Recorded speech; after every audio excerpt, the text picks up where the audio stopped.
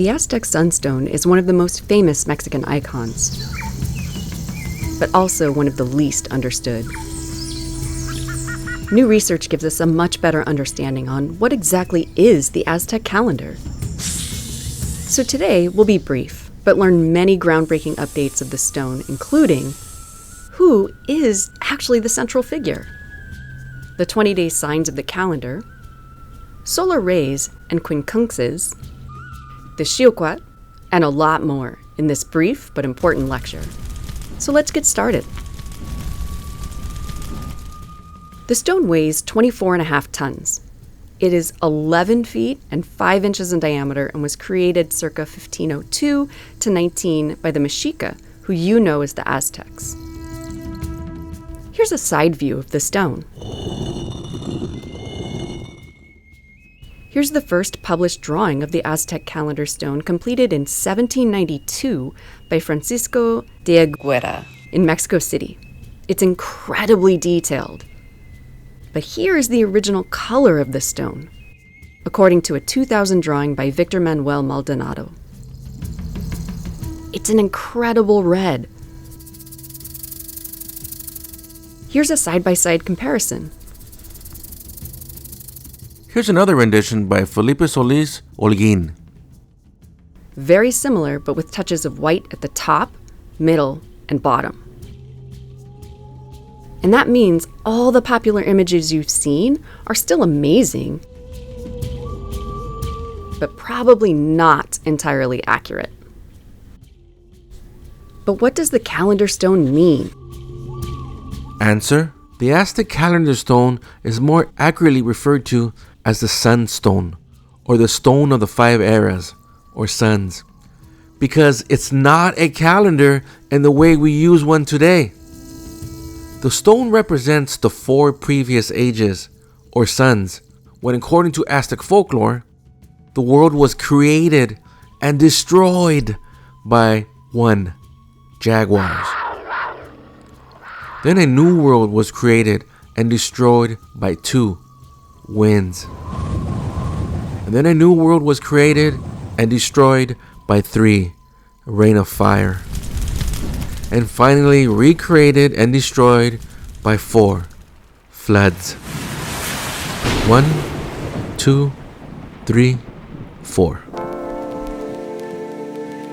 The 5th sun, or the 5th world, is represented by the inner image, the Nahui Olin pattern that you see here, which means movement or quake. It's a common image in Mesoamerica. And the 5th age is the age when the Aztecs lived. And in this 5th sun section, the sun continues its pattern of the destruction of the suns, because the stone predicts the 5th age would be destroyed by earthquakes.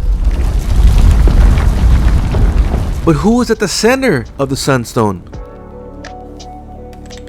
A Google search would probably give you an answer like Tonatiuh, an Aztec sun deity. This answer has lasted for decades, but likely not correct for several reasons, including that Tonatiuh is never represented in a frontal position, only a side profile, according to the book The Aztec Calendar Stone and Tomás Filsinga. Tlatlaculi has been my favorite deduction. It just looks like him or her. I mean, look!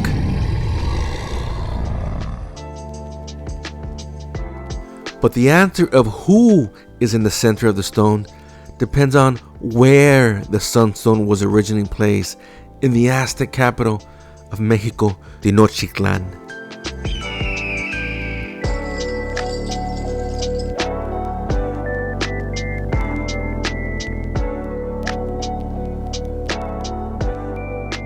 Here is the Mexica sacred precinct within their capital city, where you see important Aztec buildings like the Templo Mayor, the Calmaquec, and to the right, the palace of Moctezuma Xocoyotzin II. You probably know him as Montezuma.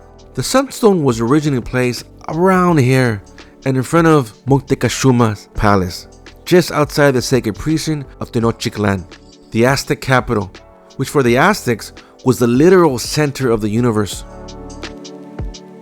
Here's another view of Moctezuma's palace, meaning that's where he lived, with the sunstone in front of it. Likely, the stone was placed in the middle of the causeway and in front of a popular open-air marketplace known as Tianqinchli. And here's the glyph sign for the market. It's similar to the sunstone. So where was the stone found when looking at modern Mexico City? Well, here's contemporary Mexico City. And this is where the stone was found, directly in front of the current Mexican National Palace. It was unearthed in 1790 by the Spanish. And here is the layover of Mexico Tenochtitlan in 1521. And we can see where the stone is, in front of Moctezuma's crib, and in front of Mexico's modern national palace. And as you can see, it's 1,000% clear the stone was originally displayed laying down horizontally, face up on a platform like this, or this. Not like the photos you see on people's socials, because that's the way it's displayed in museums, probably because it's easier to see. So, who's at the center of the sunstone? The answer is actually a hybrid of two separate entities. But the first person is one of the most famous Aztec rulers, Moctezuma II, who ruled from 1502 to 1520 until he was killed by the Spanish. His full name is Moctezuma Xocoyotzin. And how do we know it's Moctezuma? Look closely. Moctezuma's name glyph is actually written on the stone. It's highlighted in red, left of center above his face. His glyph is a crown and lip or nose plug. Each Mexica ruler, known as a Tlatoani, has their own specific glyph name. Here's 4 different examples of Moctezuma II's glyph. The bulk of the glyph is his turquoise diadem, or crown, and you often see his hair and cloth, with a labre, which is a lip plug, or a nose plug, both decorative jewelry. And ear spools. The far right glyph might be easier to see these. It's in color and from the Codex Mendoza. And here are other Mexica rulers with their respective glyphs. And pay close attention to where the glyph is. Sometimes slightly left, but on top of them and in back of them. Here's 3 more with the respective glyphs on top and in the back of them. And on the sunstone, the glyph is slightly left, on top of him and in back of him. Moreover, the sunstone itself is set up to show Moctezuma's glyph crown in a frontal position. So we know the central figure is Moctezuma because his name glyph is there, and because the sunstone was found in front of Moctezuma's home. It was dedicated by Moctezuma. It was commissioned during Moctezuma's reign. But who else is the central figure? That answer is also on the glyph.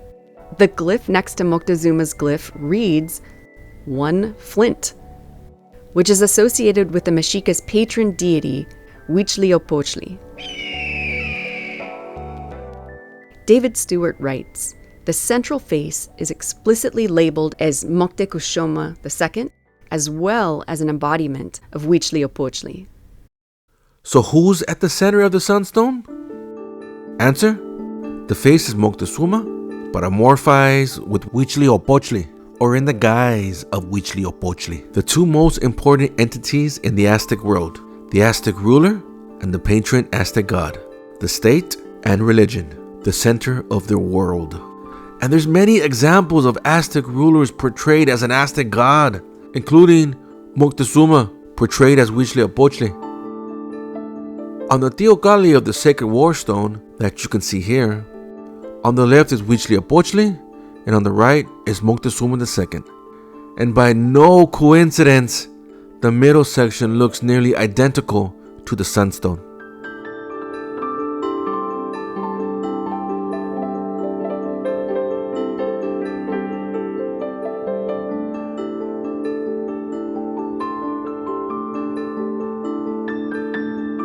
And here is the famous sunstone of Tezoc, named after the Aztec ruler Tezoc, Within the stone, the soak is under the guise of Huitzilopochtli.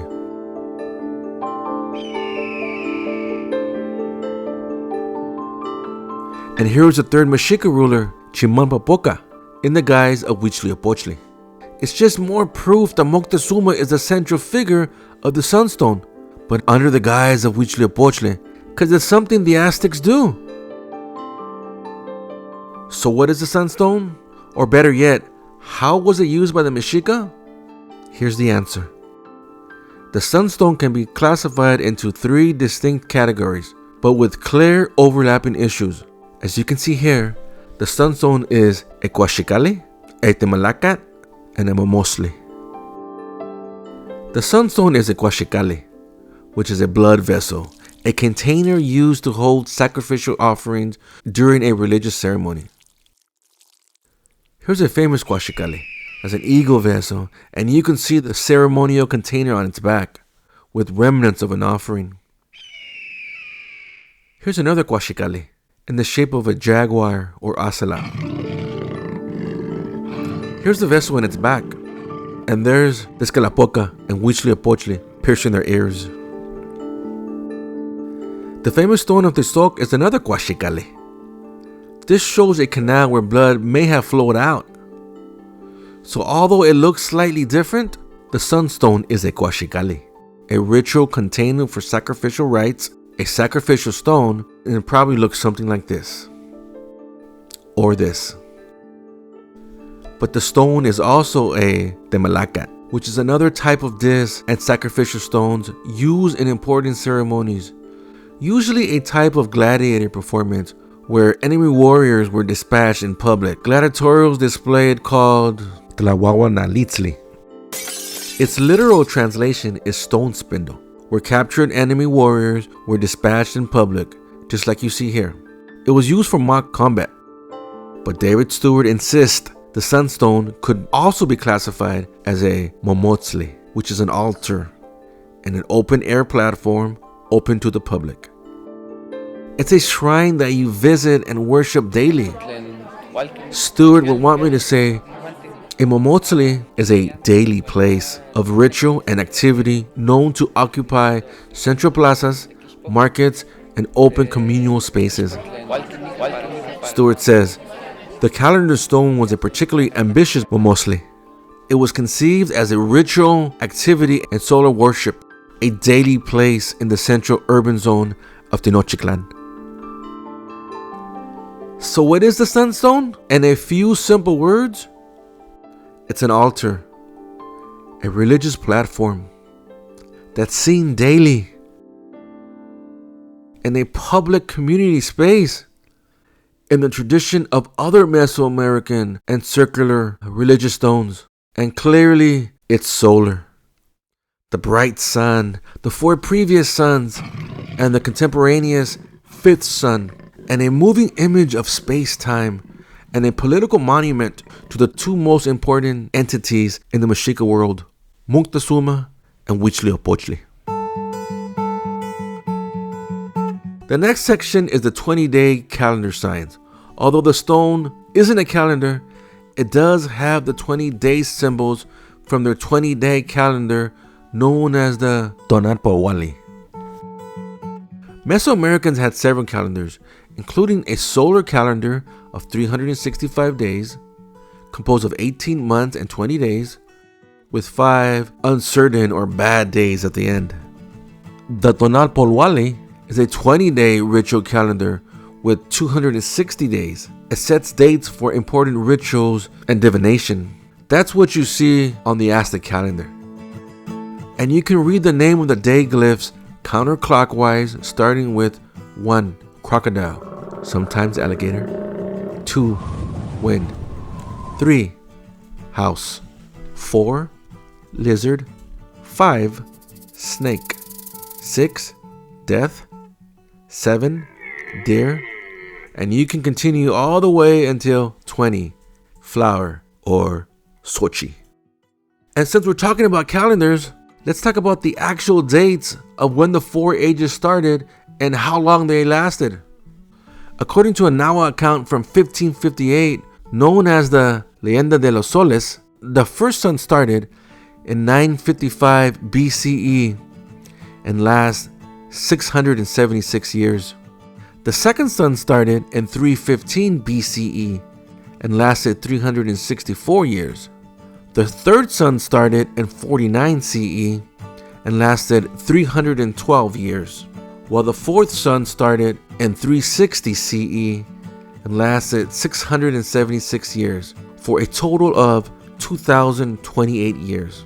And what's incredible is all these numbers are all divisible by 52 or 52 years, which is a sacred number that represents a full calendar cycle, which is equivalent to our century, and represented in the Aztecs by the new fire ceremony, one of the most sacred events celebrated every 52 years.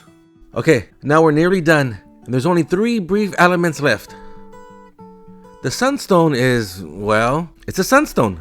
So these points are solar rays. And here are other images of Mexica sunstones.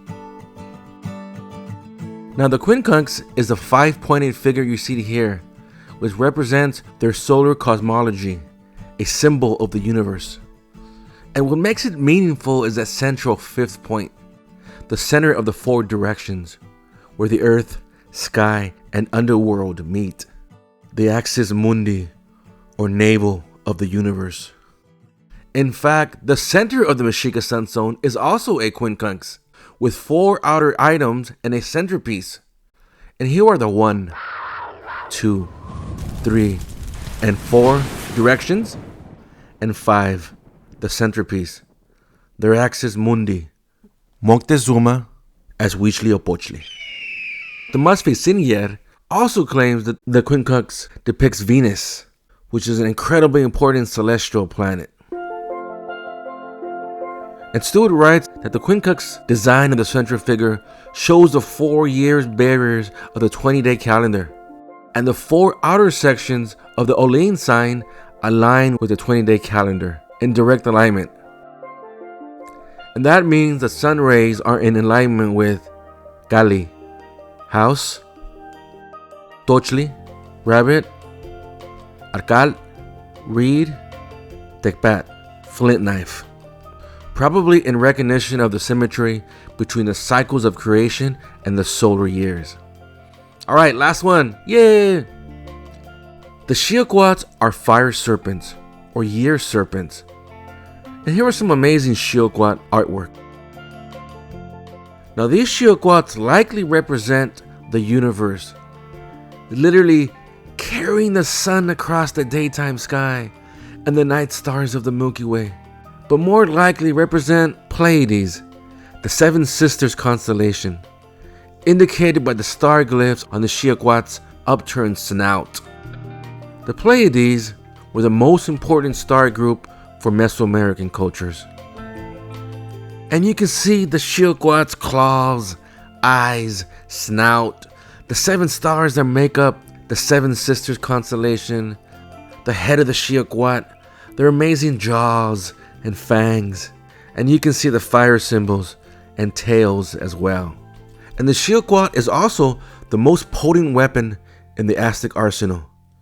It was used by Huitzilopochtli to defend his mother against his sister, Coyolxolque. It's the serpent of fire that he's holding. And inside the Xiaoquats are Aztec deities. On the left is Xiuhtecutli, and on the right is Tonatiuh, and a side profile which is common for him. And there's no way the Aztec artist put Tonatiuh twice on the stone, here and the central figure. So again, the central figure of the stone has to be Moctezuma as Huitzilopochtli, or with a smaller chance that it's Tlahtecutli. But that's for another day. Alright, that is it for us. We are done. There's still a bit more to learn about the sunstone, but on your own. Thank you so much for watching, and thanks to all the amazing researchers who've worked on the sunstone, but especially David Stewart, who informed much of the new data I shared here today. Have a great and blessed day.